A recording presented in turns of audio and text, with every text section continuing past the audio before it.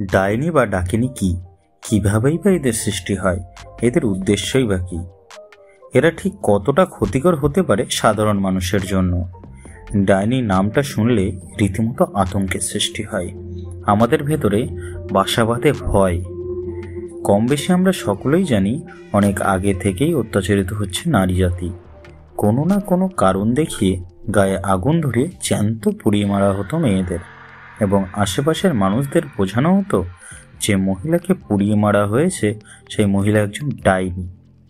এই কথা সবাই বিশ্বাসও করে নিত। আগেকার দিনে নারী জাতিকে খুব সহজেই ডাইনি অপবাদ দিয়ে পুড়িয়ে মেরে দেওয়া হতো। বহু শতাংশ মেয়েদের মৃত্যু হতো এভাবেই।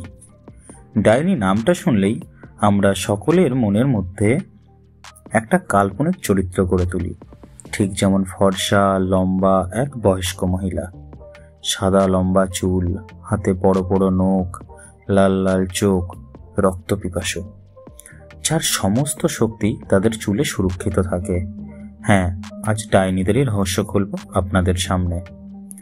হ্যাঁ বন্ধুরা, ভিডিওটি ভালো লাগলে অবশ্যই সাবস্ক্রাইব করতে ভুলো না। ডাইনি বলতে খারাপ বা ক্ষতিকর হতে হবে তা কিন্তু নয়, তাই বলে এও বলছি না যে তাদের ভয় পাওয়ার কিছু নেই। যে কোনো শিক্ষা হোক বা বিদ্যা, সবেতেই ভালো দিক ও খারাপ দিক দুটোই থাকে। এবার মানুষের উপর নির্ভর করে সে বা তারা কোন পথের পথিক হবেন, আর মানুষেরা ভুল দিকে আসক্ত হয়ে থাকে বেশি। এবার বলি, ডাইনি শব্দের প্রধান অর্থ হলো ডাকিনী বিদ্যা, যা অর্জন করা সাধারণ মানুষের পক্ষে সম্ভব নয় কখনোই। এই বিদ্যা অর্জন করতে রীতিমতো ভয়ঙ্কর ভয়ঙ্কর পরিস্থিতির মধ্য দিয়ে কঠিন সাধনা করতে হয়, এবং এই সাধনা চলাকালীন সামান্য পরিমাণ ত্রুটিও নিয়ে নিতে পারে প্রাণ। ডাকিনী বিদ্যা হলো নানা রকমের জাদুকরী ক্ষমতা। আমরা সকলেই এই জাদুকে ব্ল্যাক ম্যাজিকও বলে থাকি। ডাকিনী বিদ্যা ভীষণভাবে অর্থহীন চেতনা ও গোষ্ঠীর সাহায্যে ব্যবহৃত জাদুর দক্ষতা, সেই জাদুর অভ্যাস, এবং সবচেয়ে বেশি প্রয়োজন যেটির সেটি হলো বিশ্বাস ও সাহসের। এই বিদ্যা একবার অর্জন করে দক্ষ হয়ে উঠতে পারলে পৃথিবীর কোনো বাধাই আর বাধা বলে মনে হবে না। যে বা যারা এই ক্ষমতা অর্জন করতে পারে বা এই ডাকিনী বিদ্যার ব্যবহার জানে, তাদেরকেই ডাইনি বলা হয়। এবার বলি, এই ডাইনি বিদ্যার সূত্রপাত কোথা থেকে ঘটে এবং এই বিদ্যার সূত্রধরই বা কে? আগেই বলি, এই প্রশ্নের উত্তর যদি কারোর জানা থাকে তাহলে কমেন্টে জানাতে পারেন।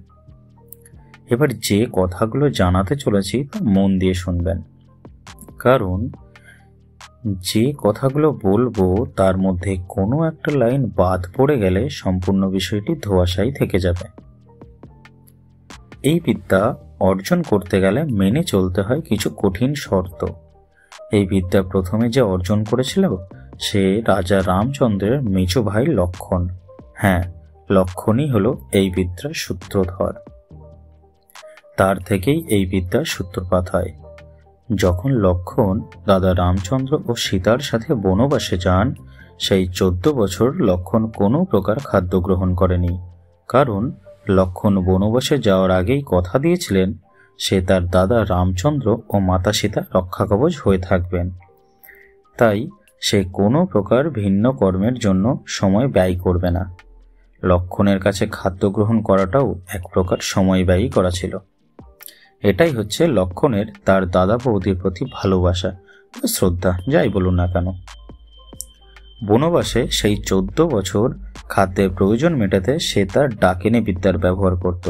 সে এমন এক ধরনের জাদুমন্ত্রের পাঠ করতেন যার ফলে তার খাবারের প্রয়োজনও এবং তার গুণাগুণ সবই মিটে যেত।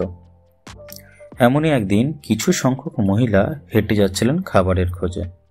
সেই সময় শ্রী রামচন্দ্রের সাথে দেখা হয় ও তারা মা সীতার কাছে কিছু খাবার খেতে চায়। ঘরে কোনো খাবার না থাকায় শ্রী রামচন্দ্র তার ভাই লক্ষণকে বলাই তার ডাইনি বিদ্যার ব্যবহার করে তাদের ক্ষুধা মেটায়। লক্ষণ সেই আদেশ পালন করে ও সেই জাদু মায়ার খাবার গ্রহণ করে তাদের পেটও ভরে যায়।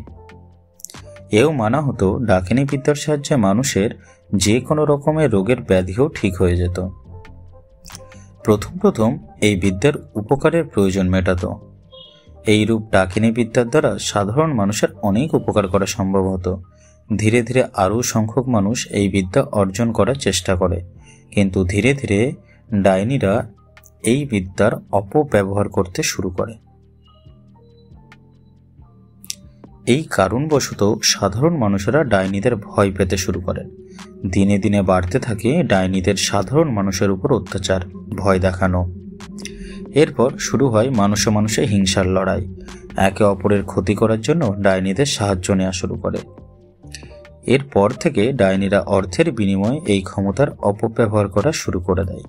আজকের আধুনিক জগতের বেশিরভাগ শিক্ষিত মানুষেরা এই ধরনের জ্ঞান, বিদ্যা, শিক্ষা বা প্রেত, ডাইনি, জিন্দি তৈরি একটা আলাদা অলৌকিক জগৎ যে আছে তা তারা বিশ্বাসই করে না।